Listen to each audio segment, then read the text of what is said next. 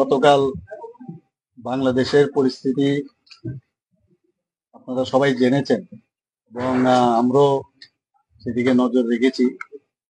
দিল্লির সাথেও আমি কন্টিনিউয়াস আমার যোগাযোগ আছে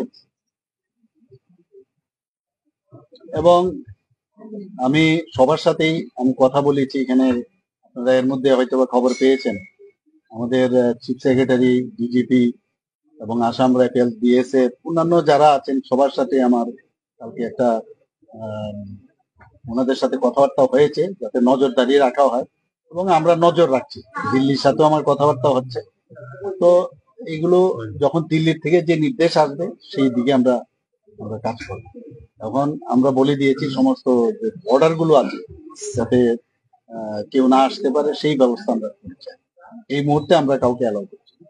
বিএসএফ তো বর্ডারে পাহারা দিচ্ছে, এছাড়া পুলিশ নিয়ে কোনো ট্যাক্স ফোর্স বা পুলিশের আলাদা কোনো দায়িত্ব? না, এই তো আমি বললাম তো ডিজিপি সাহেবের সাথে কথা হয়েছে, তো ইন্টেলিজেন্ট ডিজিপি ওনার সাথেও কথা হয়েছে, বলা হয়েছে যে কোঅর্ডিনেশন করার জন্য। এই যে আমি 5-6টা ডিপার্টমেন্টের কথা আমি বললাম, ওনারা সবাই একজন আরেকজনের সাথে যাতে কোঅর্ডিনেশন করে, কোথাও কি সমস্যা বা কোনো যদি বর্ডার এরিয়াতে কোনো প্রবলেম হয় একজন আরেকজনের সাথে যাতে কোঅর্ডিনেশন করে।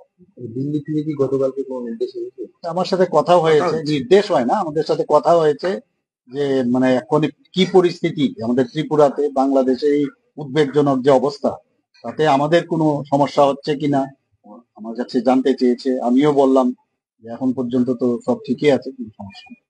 বাংলাদেশে কিছু হিন্দুদের বাড়িতে আগুন দেওয়া হচ্ছে মন্দিরে, এই বিষয় নিয়ে আপনি কি বলেন? না, এগুলো তো হওয়া বাঞ্ছনীয় না। আমরা তো এগুলো কোনো অবস্থায় আমরা এগুলোকে ভালোভাবে নিই না। এবং এর মধ্যে আমি দেখলাম ওখানকার যারা সংখ্যাগুরু সম্প্রদায় তারাও কিন্তু আবার এই বিষয়টা, আজকে আমরা দেখলাম অনেকগুলো সোশ্যাল মিডিয়াতে ওরা কিন্তু এটা বাধা দিচ্ছে। ওরাও কিন্তু এখন তাদেরকে প্রোটেকশন দিয়েছে। কালকে রাত্রেও আমি দেখলাম অনেক জায়গায় জায়গায় অনেক যারা স্টুডেন্টরা তারাও কিন্তু বেরিয়েছে, যারা সংখ্যালঘু যারা আছে তাদেরকে যাতে তাদের বাড়ি ঘরে হামলা না হয়, উজ্জুতি না হয়।